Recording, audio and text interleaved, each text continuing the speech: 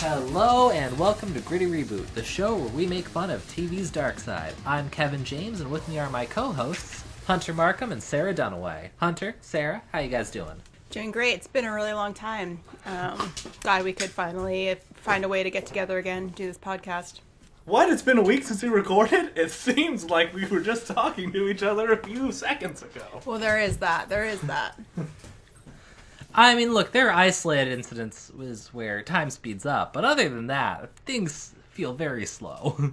Time is relative, is what smart people say and actually understand. I don't know what that means. I'm just a guy who watches TV shows and talks about them with my friends. And we're talking about Wynonna Earp, Season 2, Episode 1, Steel Bars, Stone Walls, which is way better than Season 1's finale. This was...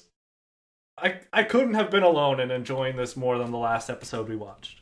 This was notably better. A real improvement in quality. Like, within 10 minutes, probably, of the episode starting, Kevin and I were like, is the writing already tighter? Yeah, I think it is.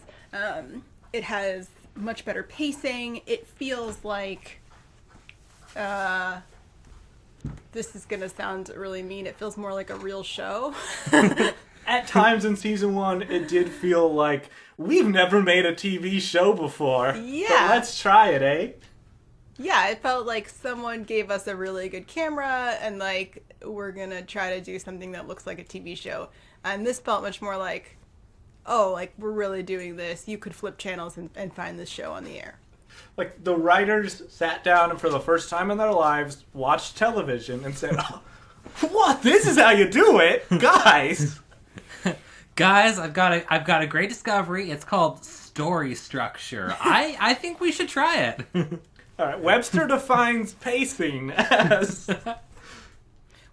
Kevin and I had many discussions, as you'd imagine, about the comparison between Season 1 of Wynonna Earp and Season 1 of Buffy, which had similar but different issues. And it's just interesting when shows don't have it down at first at all, and you can kind of only see the little barest bones of like what will later be there. But similarly to Buffy, it feels like they've like found their footing now. They might have just pulled out all the stops on a season premiere, but I really hope that this optimism we're feeling is borne out through the next few episodes. There were still rough parts, though, as we perhaps alluded to last week, or 10 minutes ago. There are a lot of fake out, like, oh no, someone's going to get hurt. Like we said at the end of the last episode, Waverly pulls a gun out and shoots in the general vicinity of Wynonna and Doc. And at the start of this episode, we learn it was just a random demon guy she shot, and now she, Wynonna, and Doc are running away from demon guy. I totally called it, by the way. I totally said it's like some demon that's behind them that they haven't noticed yet. But the crazy part is they pull this fake out 2 more times this episode. Yes, it got really old. Yeah, they laid it on pretty thick. Can we talk about the demon? Because for the viewers at home, it's a guy in a trench coat, but they just did effects on the guy's head. And the best way I can describe it is it looks like the inside of a zit. That's pretty accurate. Yeah. Just like one of those zits where it's like, oh, but there's also blood in there, and I don't want anyone to know about this. But if that was a demon, like a white plastic grocery bag filled with Jell-O is the head of this demon. I did like that there were noticeably more like demon-y demons. Just it felt like we really ramped up the monster quotient, and I appreciate that. Yeah, that was a nice touch. It's got way more potential for menace than, hey, we called central casting in Alberta and hauled in some random dudes and they now have to pretend to be demons on screen, and we can use makeup and special effects to make demons look like demons. There's potential for something that's more sinister. Yes, look, our makeup budget for making you guys demons is pretty limited, so we're thinking we'll just maybe bleach part of your beard. Not all of it, just maybe 3 inches of it.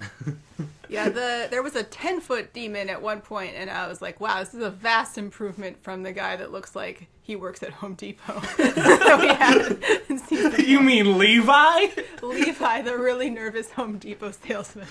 I like how they all had names just like, I'm Claude, and I'm Marion. I'm a demon.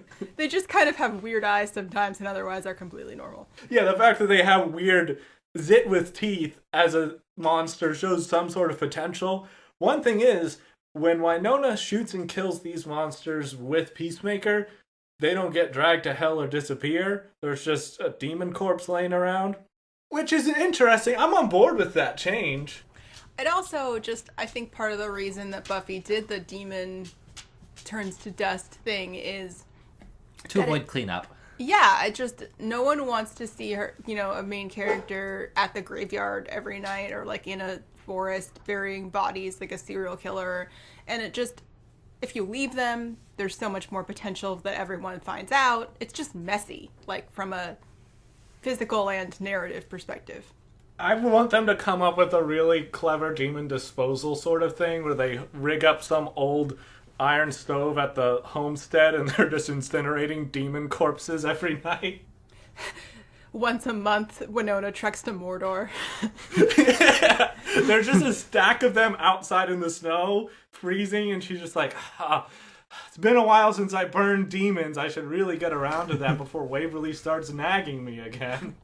I know neither of you guys have watched this far into the show, but there's like a scene like pretty late in Breaking Bad where they just like spend the whole opening like running through just how the operation runs and how it distributes. And so I'm imagining that with Wynonna Earp burying dead bodies. I mean, she's got to get rid of them somehow. I know the demon corpse becomes a plot element in this episode, but it has potential for things of, someone's going to find out and see them driving around with the demon corpse in the back of a truck or something, or trying to dispose of one. There could be suspense they use it for. Or, it could just be like a Breaking Bad thing where we have a demon disposal system. Which I'm also okay with. Yeah. It does add more interest. I just don't know what they're going to do with it. And maybe it depends on the demon. That does also happen in Buffy, that like regular vampires immediately turn to dust, but some demons don't. Yeah. There's a good joke in like, I want to say season 2 or 3 where they're like, oh, this one isn't poofing. I love that, although I have seen little to no Buffy the Vampire Slayer, I'm slowly absorbing Buffy knowledge just by hosting this podcast with you two, enough that I think that if I ran into another Buffy fan who didn't know this about me, I could fake it. Probably. I could say, season 1 was a bit shaky, but season 2 they really found their footing. Season 3 had that joke about the not poofing. There was a Spike romance and there was an Angel romance, but I really just never was on board with Spike. I'll be honest, Hunter, this whole podcast has just been like, the main goal has been me getting you to fake having Buffy knowledge. I don't even have to watch the show. I already know the jokes. I know the plot. This is great. How do you feel about Riley? Riley's the little sister who appears in the very late seasons, and she's awful, and everyone hates her. So close, buddy. So close. Damn it! Which one's Riley? He's the bland boyfriend no one likes. Oh, who's the girl at the end who no one likes? Her name is... Oh boy. Tara? What? The little sister? Dawn. Tara is Willow's girlfriend. Yes. All I could think of was Michelle Trachtenberg. My mind just went completely blank. It's okay to call her Michelle Trachtenberg. Okay. She is Michelle Trachtenberg. Yes, that's the actress. No one likes her though, right? I don't particularly like her. I don't know how everyone feels. That counts. She's not no a one fan likes favorite, I would say. I mean, considering you couldn't even remember her character's name, clearly not that memorable. I think the problem they did is that they made her character really young, but they then cast an actress who was clearly like 17. And so she was bratty like an 8-year-old, but was physically 17, and it did not work. Yeesh. This is a podcast 2 for 1, because we're covering Wynonna Earp, but also covering Buffy. I mean, we will slowly but surely transition into being a Buffy podcast. I will make sure of it. This is perfect. Oh, I was really happy because I know that last time when we were talking about season 1's finale, my piss was at a boil because there was supposed to be some missile strike on Purgatory, but they did resolve that in the opening of this episode when Dolls, although he's been arrested, somehow has his cell phone and makes a call and gets the people up top to not blow up Purgatory. I gotta say, using your one phone call to call off a nuclear strike is a power move. That's a real fuck you to evil boss officer blonde lady who hates dolls. Yeah. She has a name. I will not use it. It is frustrating how much the setting up intrigue from season 1's finale is just undone in the first 5 minutes, though. The thing that I liked the most, though, about this entire opening wasn't the slow motion walk away, wasn't even the bait and switch with Waverly shooting the gun. It was the fact that when they go to unload Bobo from the truck, because Wynonna's shot him, he's disappeared. And unlike every other demon revenant who was dragged to hell in all of their clothing, his ratty, disgusting coat is left behind because even Satan himself did not want that shit polluting his nice hell. It's like when Goodwill rejects something. You're like, oh, man. It's like you try to donate shit, and they're like, no, we don't want clothes in this condition. And you're kind of looking at it like, I wore this on a date 2 weeks ago. Fuck, what does that say about me? I thought this was still fine. Oh, no. I thought the shirt was kind of cool. The holes are decorative. It's got a vintage look. It's distressed. Yeah, Bobo's coat is unceremoniously dumped on the ground, and we can only pray that we never have to see it again.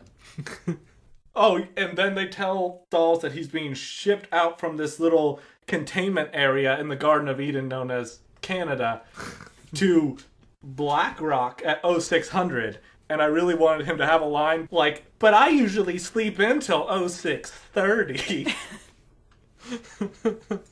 One thing I did find kind of funny about this is when Dolls calls out the nuclear strike, they've set up a permanent base at basically a cannery down the road from Purgatory, and so I'm just wondering, how was this nuclear strike supposed to work exactly? We'll stay at the bread and breakfast, maybe a 30-minute drive away. That should be fine. It was going to be one of those notoriously contained nuclear strikes with very little fallout or collateral damage. Just a dainty little explosion. It's fine.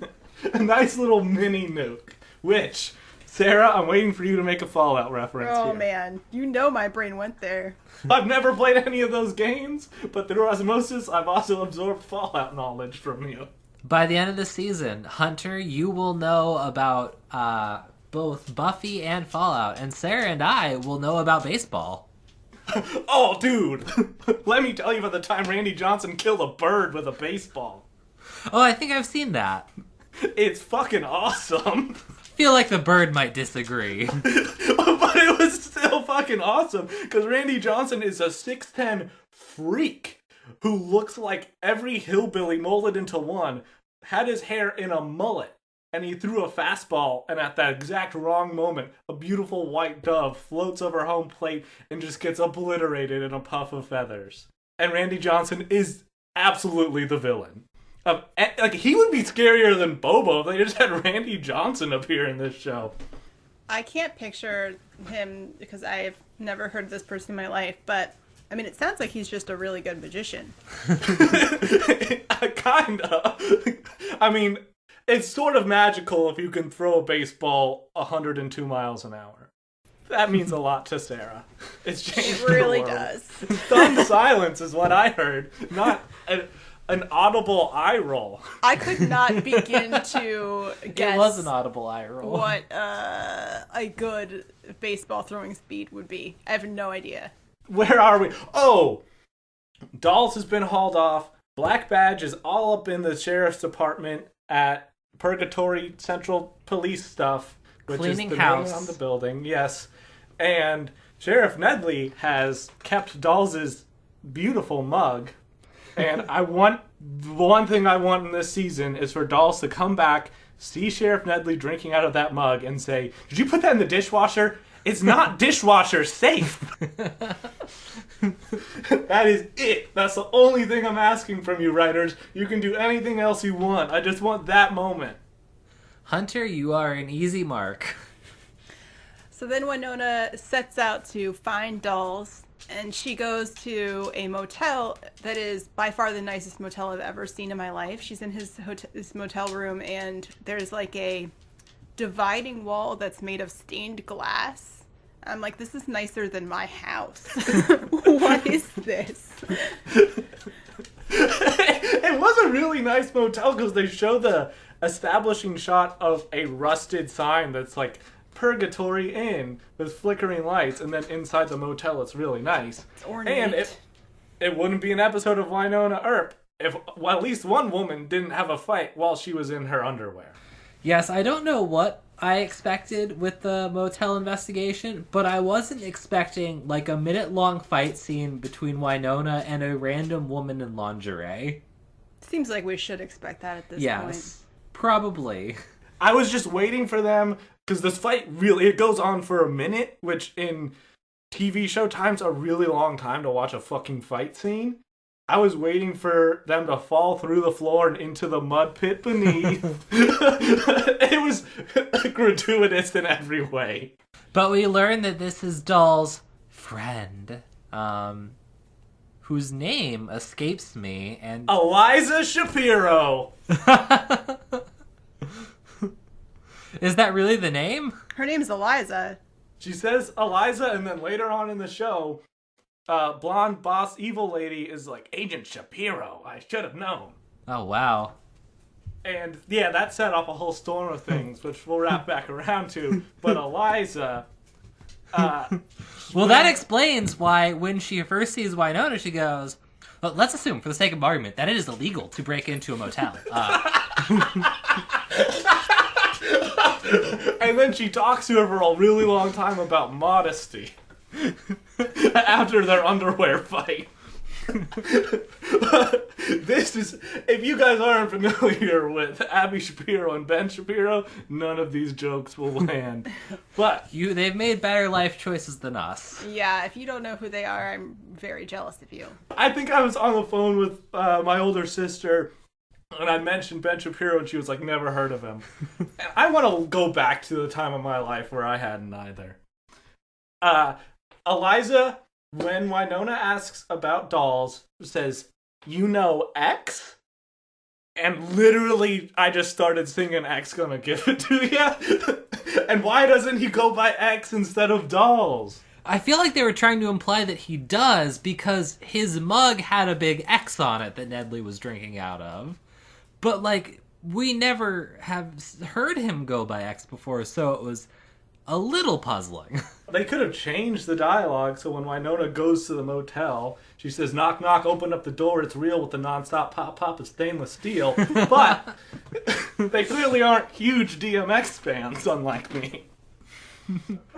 Again, this show is really missing opportunities. I'm also recutting a later scene to be soundtracked by that song. Oh, so, I can't wait. I'm very excited. Besides Dan Heron tweets, that will also be on Twitter.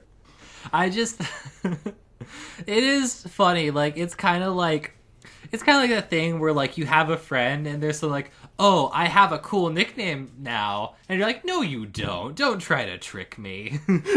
You just make it up. Yeah, I know, like, you guys have been calling me dolls, but pretty much everyone has always called me X.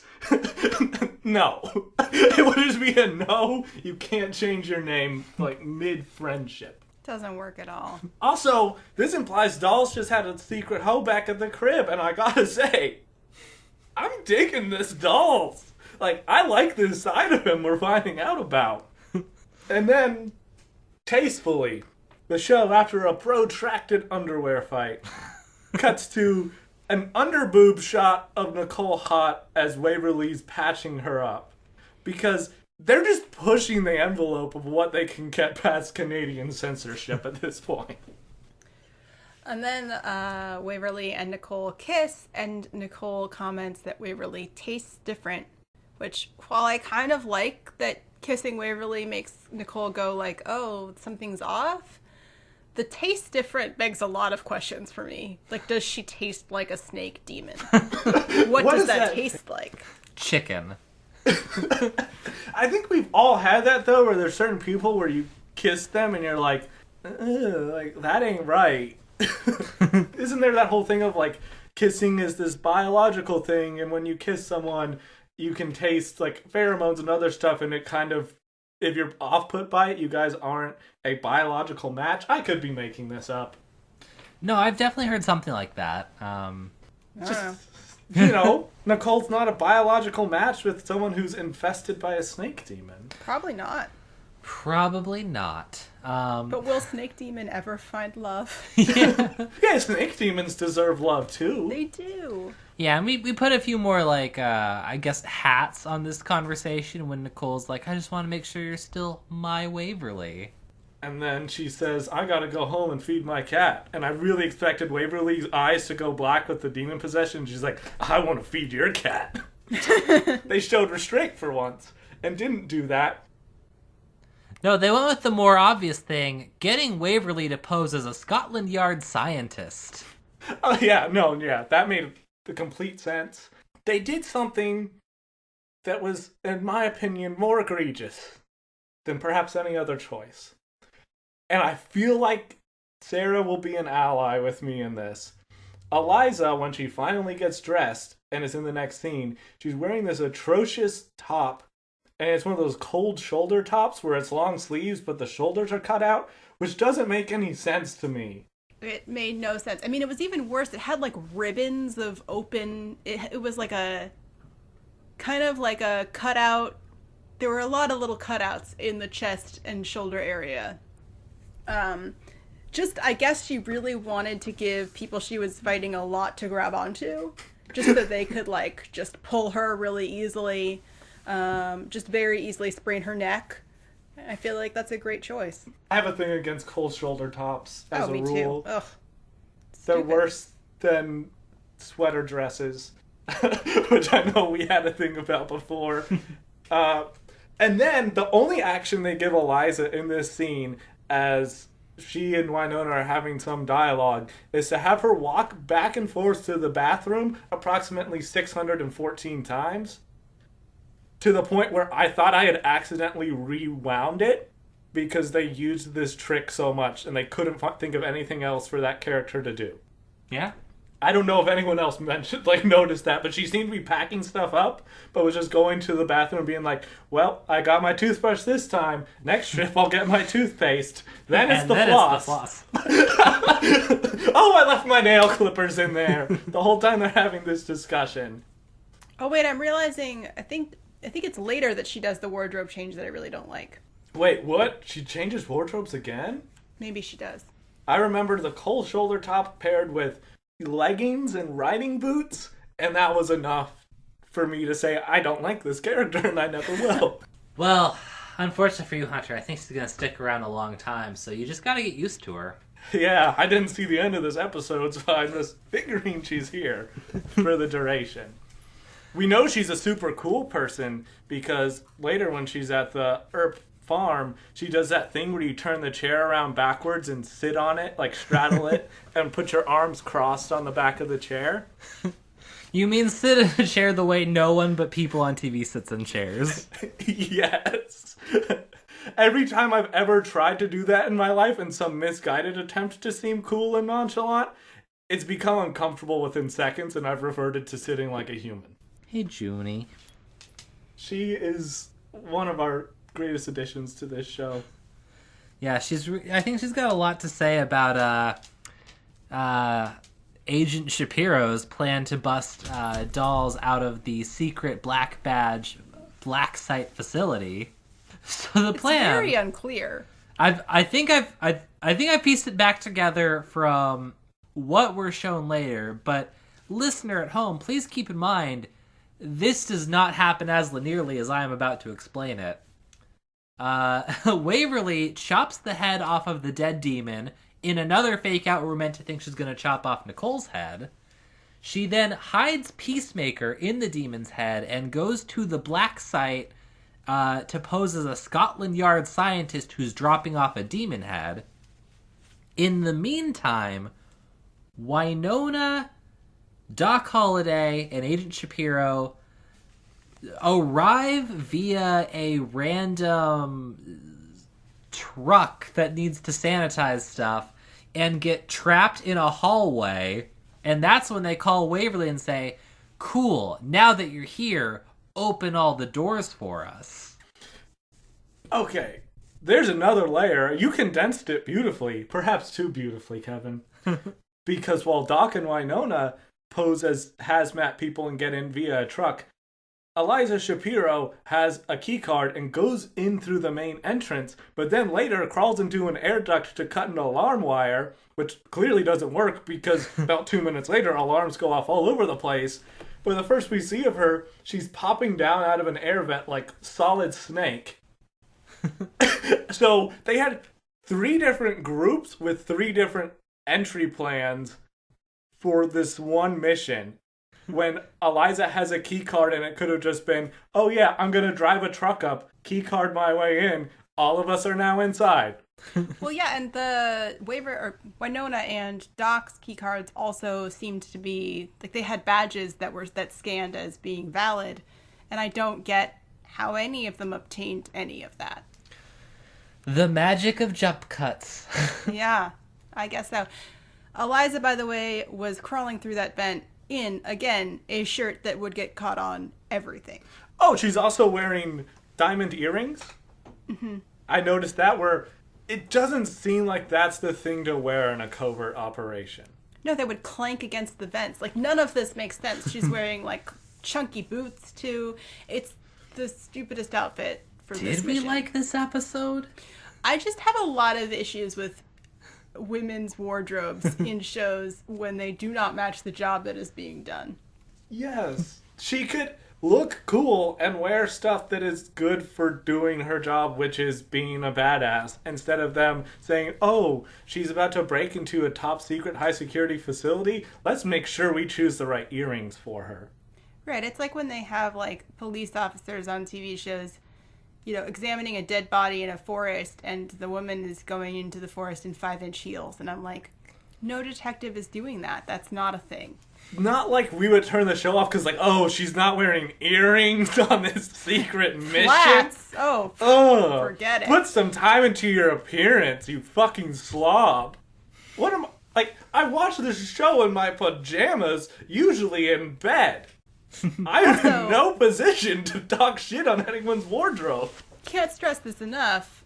Pretty much, I mean, every woman in this show is gorgeous, beyond gorgeous. The earrings are not going to make or break this scenario.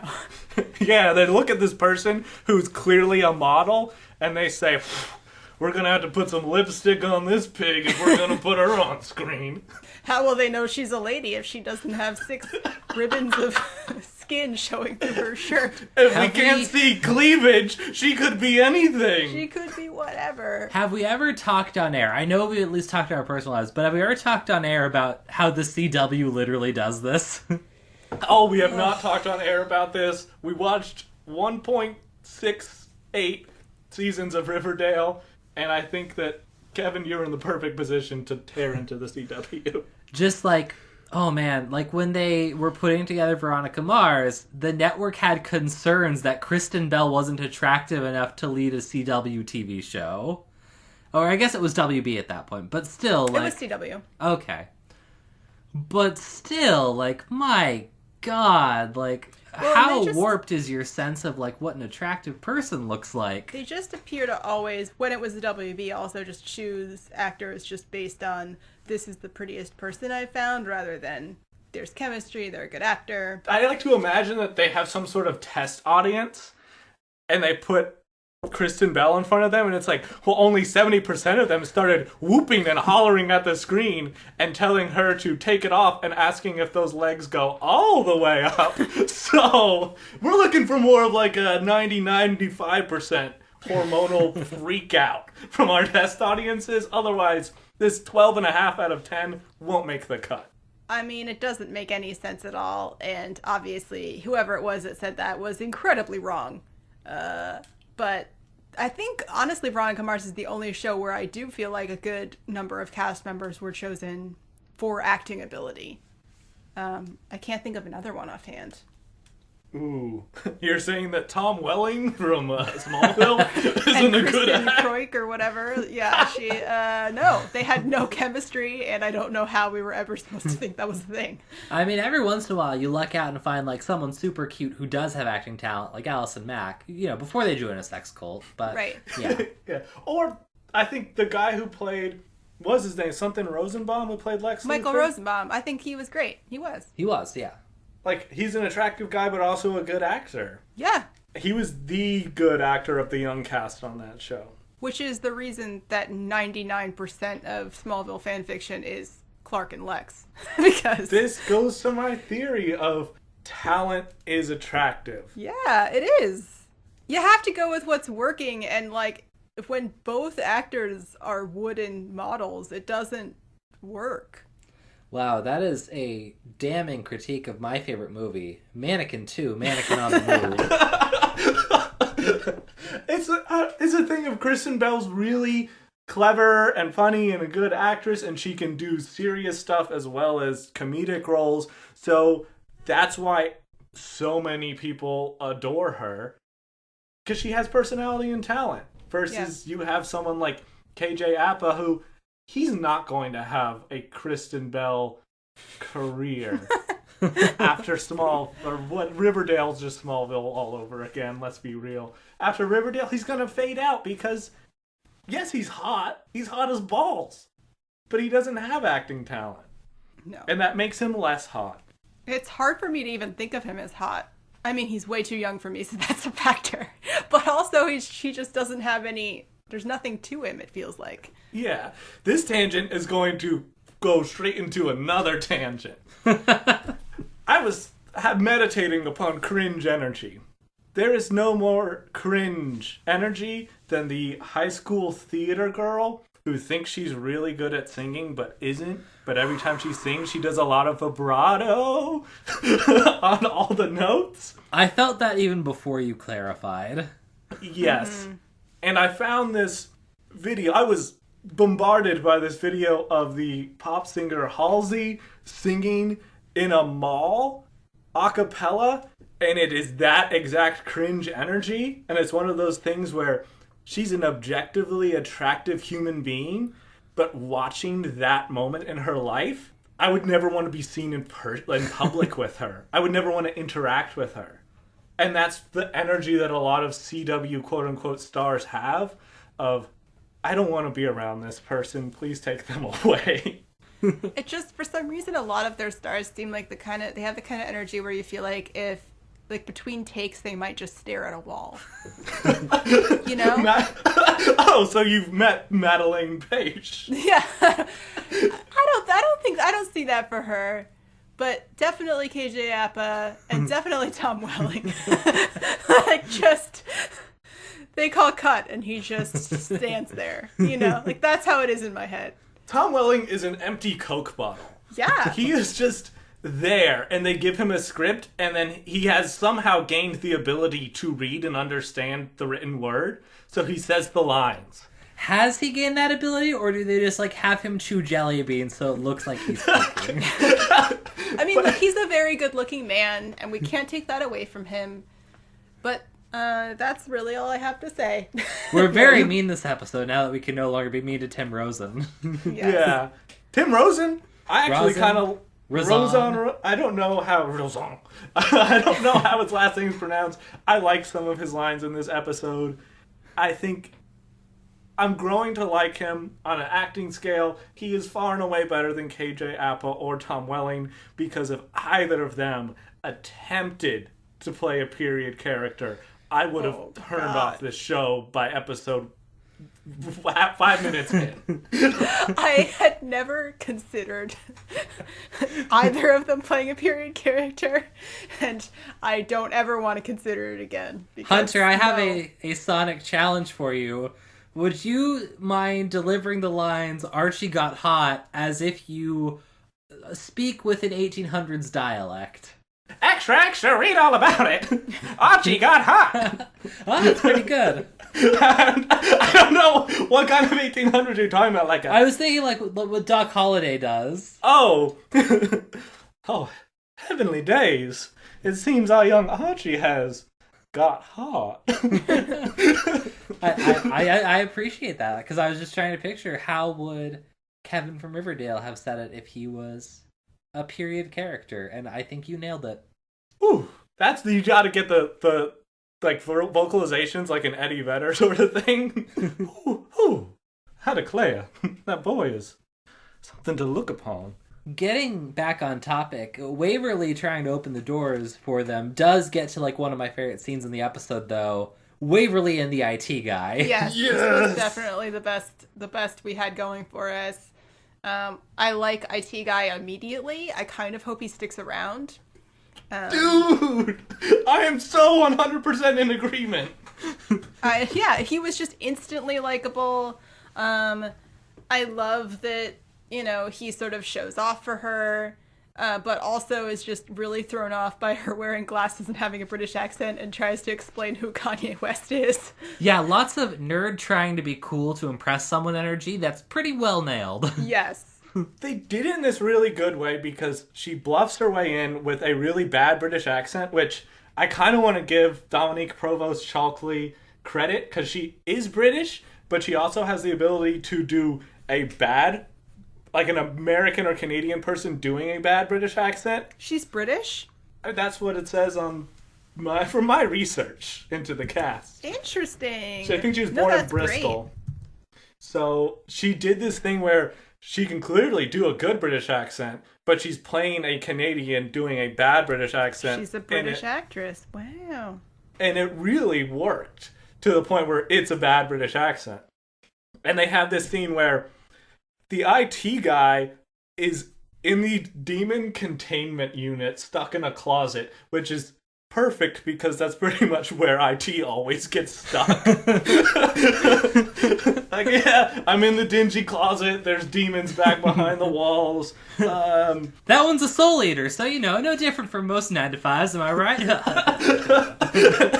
But she's trying to get him to show her stuff, and she's trying to do like the sexy thing with like, ooh, I'm gonna put this pen near my cleavage. She's not even looking. He's just at the screen like, well, if you simply do this. He's just like, he's showing off, but not because he's tripping over his feet to try and like impress her. He's just a nerd showing off, and that makes him somehow so much more likable instantly. And when she eventually tries to knock him out, it's great because it completely fails. I rarely does this happen on TV, and I love it. But it feels like it would happen all the time in real life if you tried to knock someone out. Yes, understandably, Waverly, a 5'2", 18-year-old, has the proportional strength of a 5'2", 18-year-old. She's not 18. Oh, is she supposed to be 18? Yeah, she's supposed to be like 21 or 22. All right, well. Yeah, she hits him over the head with something, doesn't knock him out. He just starts bleeding, and he's like, what? And then because there's blood in the air, the demons that are right near the IT hovel start busting out of their containment, and there's another one of those zit with teeth demons. So that's a soul eater? Yeah, this was that moment when I was like, wow, really a big upgrade from Home Improvement guy. Home Depot guy. Either one. Either one. I mean, I'd be pretty terrified if Al Borland.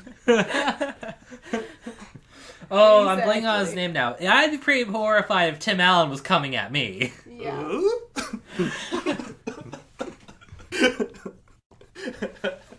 God, imagining a Binford Tools logo on everything. I watched a lot of Home Improvement as a kid. Me too. I imagine your too. dad, like mine, was very into it.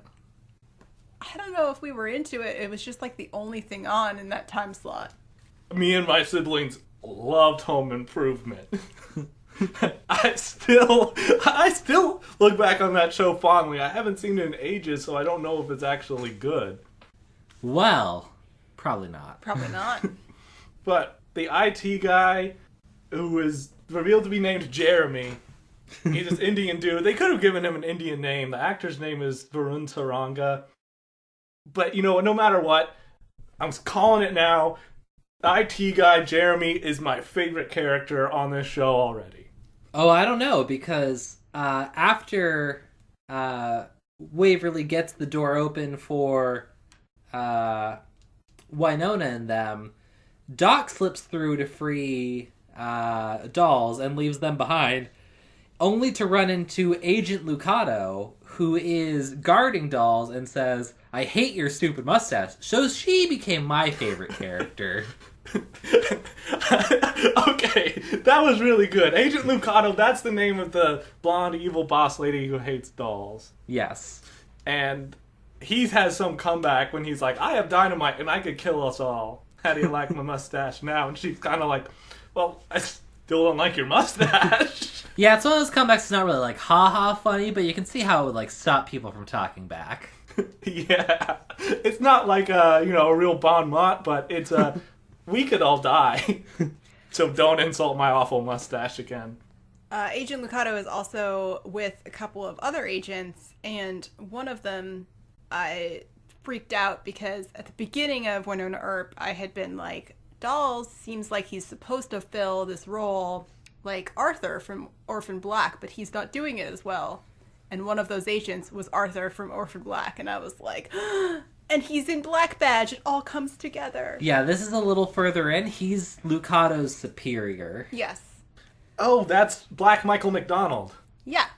That's what I said. He doesn't really look that much like former Doobie Brother Michael McDonald, but for some reason when he walked on screen, that was what the name I gave him. I just was immediately like, it's Arthur. And I was so excited. Hey, it's a wonderful kind of day. Exactly. Yeah, So you can learn to cough and play. Hey, Arthur, I think the Aardvark, or that one movie with Liza Minnelli. That, I'm normally on top of things, but you stumped me with that last line. Liza Minnelli's Arthur? No, it's the guy from 10. Why is his name escaping me right now? Dudley Moore. Oh. Right? The 1981 comedy, Arthur? Dudley Moore, Liza Minnelli? Oh, okay. Okay, now I'm... Yeah, now I'm tracking that this. one. Yeah, you just had to hear those names, and then it all came flooding back to you. I've never seen it, but I've heard of it. My only knowledge of Dudley Moore is a Friends joke, which is really bad. Tell us the joke. Okay, so Phoebe cuts Monica's hair, and then Monica's like, I said I wanted it like to me more, and Phoebe's like, I thought you said Dudley Moore. You can't just talk about these Phoebe and Monica people that I haven't met. I don't know these friends of yours. You've met my friend Monica. This is the part of the podcast where I know Arthur, the 1981 film, but I don't know the TV show Friends, which is the most famous TV show of ever. Phoebe is Lisa Kudrow, who you absolutely should know because she's a national treasure. She is. And then She's from Romeo and Michelle's high school reunion. yes, and then Monica is Courtney Cox, who I believe you know from Ace Ventura: Pet Detective. Oh, yes. I have seen And that the movie. Scream franchise, obviously. No idea what you're talking about. And the Adam Sandler remake of The Longest Yard. Why is that the first Courtney Cox film that came to mind? Because it's the only Courtney Cox film. No, I'm kidding. I've been afflicted with trash brain in that I only think of the dumbest parts of popular culture. Which is why when I see this actor who is African American and doesn't look at all like Michael McDonald, in my brain I name him Black Michael McDonald. Wait, where were we? Doc breaks Dolls out, gives him some medicine to stop him being totally lizardy, pats him on the rumpus, and sends him on his way. I liked him trying to get Dolls away because it looked like he just pushed him to the ground. I still don't like you that much. Have we discussed, I think we skipped over it, Wynonna learning that Dolls is something else in the stairwell? Yeah, we did kind of skip over it because they don't really spend a lot of time on it, and they don't really tell her like what is up.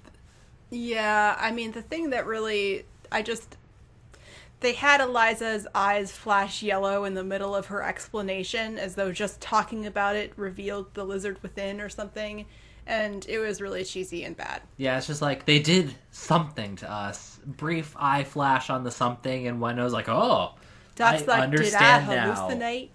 Yeah. Oh, this is the thing that I wanted to get to when it came to the Shapiro surname. So, they make the black guy and the Jewish person, the lizard people.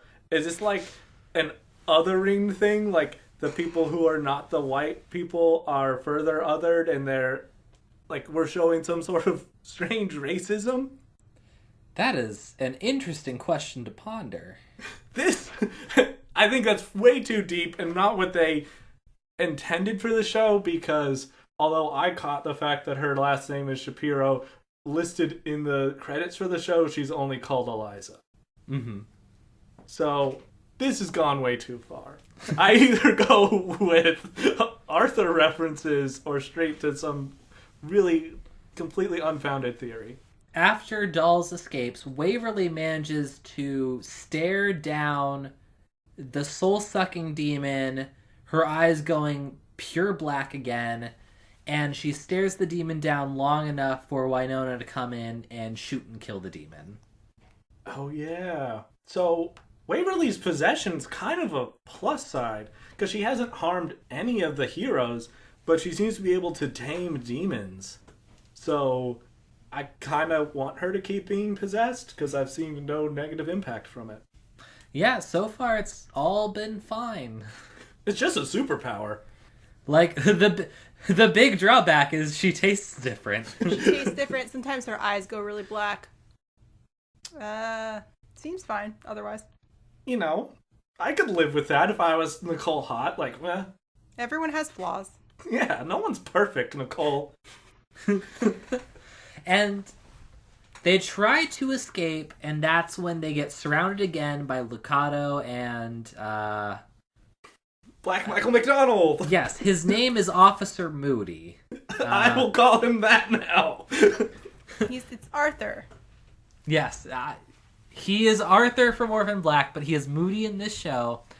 And Wynonna's like, you can't stop us. Like, fine, I'll shoot one of you to prove I can. And he shoots, cut to a commercial, come back. What a surprise. He killed the character that isn't a main character. Bye, Shapiro. She deserved it, because right before that, she had the worst line of all episode, at the very least, when Lucado comes on screen and Eliza, apropos of nothing, steps forward, points at her, and says, "You're a dumpster fire." Oh, I think I can challenge that with a cringe line I've got for you later. Ooh, please do. But she just made me think of the people who respond to Donald Trump tweets. And just like, oh, you're a disgrace to president. You're a drumpster fire. So when they had the thing of, oh, we're going to shoot one of you, and they cut away, my only fear was, oh God, what if they kill the IT guy? I love him. That is where I was worried it might go too. But they didn't, so it's all good.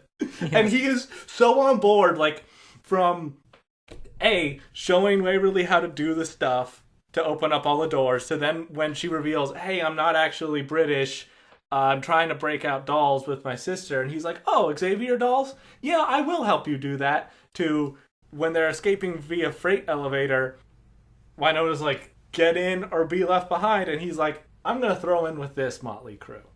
Well, I mean, Wynonna made the case a little more persuasively than that. She said, ride or die! Yes, that's a borderline cringe line. Yeah, but, and then Moody's like, and now all of you are black badge officers. Please sign this contract in blood. This old-ass, mystical-ass, on parchment, wax seal contract that's totally a magic thing that they're gonna be trapped into, right? Yeah, absolutely. I hope so. Otherwise, what was the point of that? Although I did like that Jeremy had to sign it too. Apparently they didn't sign a mystical contract with him before where they put him near the demons. Well, he's actually just a temp right now. He's an intern in the IT department, which is why he got the shitty office in the demon containment room. I mean, that seems like a step up from, the intern pit that you're normally forced into. At least he's technically by himself. I like to think that all of this was a very calculated decision for him to be like, well, since I am a temp right now, if I throw in with this group, there might be a full-time job opportunity. Look, I'm really tired of working retail on weekends. It would just be nice to have like a 40-hour work week or something stable. It's Canada, so I've already got good health care. That's not a concern, but I would just like, better pay. I'm just hoping to make blood partner. Well, this contract looks like it's for my eternal soul forever. That's what I call job security. And then we do a freeze frame, and that's where the episode ends. The episode actually ends with a demonic hand coming out of a box and igniting some of the dynamite that Doc left behind. And I joked to Sarah after this, I'm like, there have been so many fake outs that I'm half expecting in the next episode it'll zoom out and we'll say that dynamite was exploded to stop a different demon from escaping. Could be. But I kind of liked having a little, like, oh, here's a little preview of what's happening next week. What if we did continuity? Like, that's promising. It's bold. It's new. They're learning to write a TV show, people. It's like watching a baby deer being born, and for all of last season, it was struggling to get to its hooves, and now it's beginning to take its first tottering steps towards Soon a it narrative. shall canter. But, okay. My biggest fear was, yes, Jeremy signed the blood pact. I think he's going to be in future episodes. I pray he will be. But in the final scene at the Earp homestead, he wasn't chilling with the crew. He wasn't with the homies. Clearly, they were making him set up their wireless connection in the basement. Yeah, like, we're on the homestead. If you could somehow, like, get us electricity and internet, that'd be dope, dude. Or maybe they made him move in with Gus. Gus, who is not on the show anymore? That's my guess. Question mark? Oh, yeah, when they were signing the mystical contract, the Black Badge people presciently asked, does anyone else know what you guys are doing? Is anyone else an accomplice? And Waverly says, no, I swear on my mother's grave. Which, their mom's totally alive, and it's foreshadowing that she's coming back. Mm-hmm. But Nicole knew about the whole thing and is kind of a Black Badge deputy. So she's not in the contract, and I'm guessing that comes back in some big way, and she's gonna save their butts. Yeah, that was smart. And it also kind of adds this thing of, like, what is the drawback of Waverly's possession right now? She's super smart. She knows all the stuff. She can infiltrate Black Badge headquarters. She makes new friends quickly, because Jeremy went from not knowing her to joining their team within 10 minutes of meeting her. And that was after getting hit in the head. Most people are not quick to be your friend after you hit them in the head. She can do all that. She can mix a mean Jack and Coke because she's a former bartender. And she can now stare down demons and get them to stop in their tracks. She's MVP of the squad right now. Yeah. So, Waverly, stay possessed. Everyone out there, if you can get possessed, there's no drawback to it. The one thing I didn't like is Nicole Hott is a little pissy about Waverly not telling the officers who were threatening to murder them that Nicole knew about this stuff. So I think you might be a little unreasonable there, Hott. Where it was like they might have murdered you, and Nicole's like, oh, or they could have given me a job. They could have let me sign the blood contract. Who has ever been like, oh, I can't believe I wasn't tricked into signing a blood contract with a soulless corporation who has unknown intentions. Like, how could you? Look, no one likes being left out. I get it. Yeah, but she then pulls this shit of, like, Waverly goes in to give her a goodbye kiss, and Nicole turns her other cheek.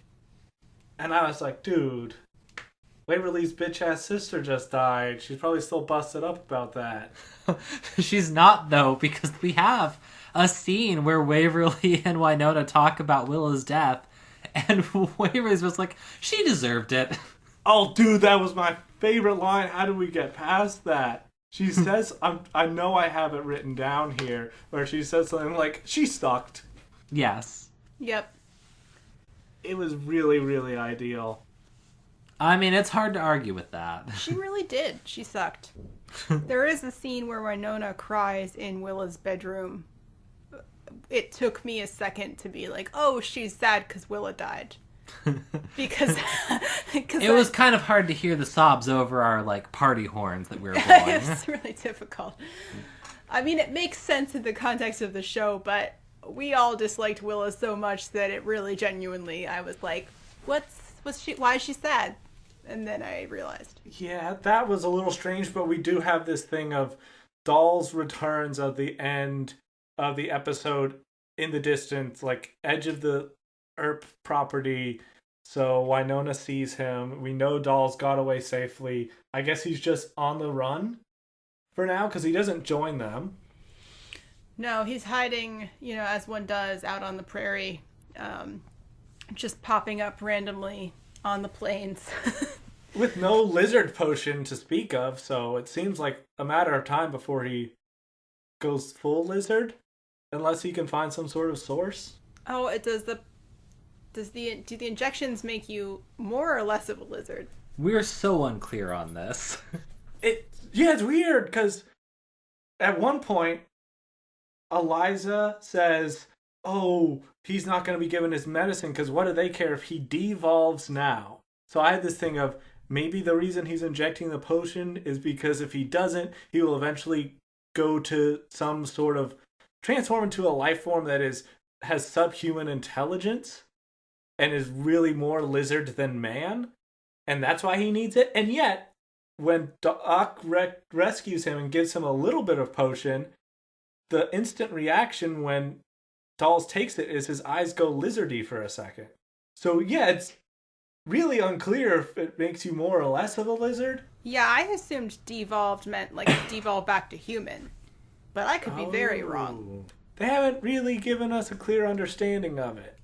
Oh, the thing I wanted to say. Right before they shoot Eliza right in her stupid earring ass wearing face. She's like, don't sign anything they give you. Meaning the contract's super a bad thing. Once Waverly explained that to Nicole should have stopped being a little bitch about it and said, "Oh, thank you for rescuing me from an eternal hell pact." Yeah, this random woman, she said, don't sign anything, and they killed her to shut her up, so we saved you. Yeah, I guess. If you're an eternal death hell pact that locks your soul to patrol this area for the rest of eternity, then I want to be in it too, because we've been girlfriend and girlfriend for 2-3 months. I don't get why Nicole wouldn't have been part of this operation in the first place. Oh, she was. She was the getaway driver. Oh, that's right. Okay. She had the cool job of wait outside. That's not a... Yeah, I mean, they could have... It feels like she should have had a more important role. Yeah. Keep the car running. Catch up on your podcasts. Audiobooks. It's the chill job. I like how... Alright, first recourse. Let's have Waverly pretend to be a Scotland Yard scientist. Let's not use the person who is an actual deputized black badge member to just, enter normally. Yeah, that would make far too much sense. I mean, it just feels like they could have gotten, you could have convinced Champ to be the getaway driver. He's just... maybe he died, though. I guess I'm not sure. Once again, doesn't appear, is not mentioned. They have other friends in town, is what I'm saying. Do they? I don't know. Everyone hates Wynonna. We've been told that over and over. I think that's pretty much it for the episode, unless anyone has anything else. Cringe lines. Oh, I meant for, the actual recap. We will get to cringe lines, yeah. Wynonna and Doc Holliday break up, I guess? Yeah. She says something you can come in, I'm gonna just go take a shower, and he's like, well, I'll just mosey along then. Guess I'll be saddling up. I want to believe what terrified him was the idea of cleanliness. I prefer a hip bath myself. But yes, as I hinted at, Hunter, I do have a cringe line that I think can top the one you shared. Ooh. So, I can't remember what Agent Shapiro said to Wynonna that prompted this, but Wynonna's response to something that Eliza said was, "You must be yanking my vagine," and it's halfway between vagina and chain, and I'm just not at all sure what the show was going for there. It was bad, and the Closed captioning, by the way, did actually like do a VA-Jane, and it was rough. Does your vagina hang low? Does it waggle to and fro? I did not enjoy the line where they've just broken into the headquarters and Wynonna looks at Doc and says, "Your head looks naked." Yeah, that was rough. Mostly because I mean, yes, he usually wears a hat, but the way he ran his fingers through his hair afterward, I was still confused. Like, what is she trying to say? What's going on? Yes, Doc spent most of the episode hatless. Yeah, he'd been hatless, so I was confused. He was doing the safety dance. Yeah. I have a totally different thing that made me cringe, sort of in bits and pieces throughout the episode. And it was this thing they were trying to set up where Wynonna's supposed to be kind of in love with dolls. They made out towards the end of season 1. And she thinks Eliza and dolls had a thing going on. And they go to great pains to talk about it. And then at one point, Eliza's like, "Oh, I've just been fucking with you this whole time. Dolls and I had separate rooms at the motel." Which makes zero fucking sense because when Wynonna went to the hotel, homegirl was up everywhere. Yeah, her stuff was in there and she was like in her underwear in the bathroom in Doll's hotel room. Right. Were we supposed to think that she knew Wynonna was coming? Why would she know that? Yeah, that's weird. It was insensible. But the recap of the show is Wynonna and the others broke Dolls out of Black Badge containment. He's on the run. Purgatory's not getting blown up. But whenever Willa stepped over the line in last season's finale, she opened up the gates of hell for a little while, and now there's some new weird demons flooding Purgatory, and that's what the crew's got to deal with. And we will be discussing more about that in next week's episode, Season 2, Episode 2, Shed Your Skin. So, what would you have rated this episode? I'm going to give it like a 3.5 out of 5 demon hands exploding dynamite. Because it was like a marked improvement. There were still like a lot of things that like weren't quite outright good, but nothing structurally was a mess this time around. I agree with that. I was gonna go with a 4, but the actress who portrayed Eliza was a really bad actress to the point where I couldn't tell at certain points if she was supposed to be lying or if she just wasn't very good at acting.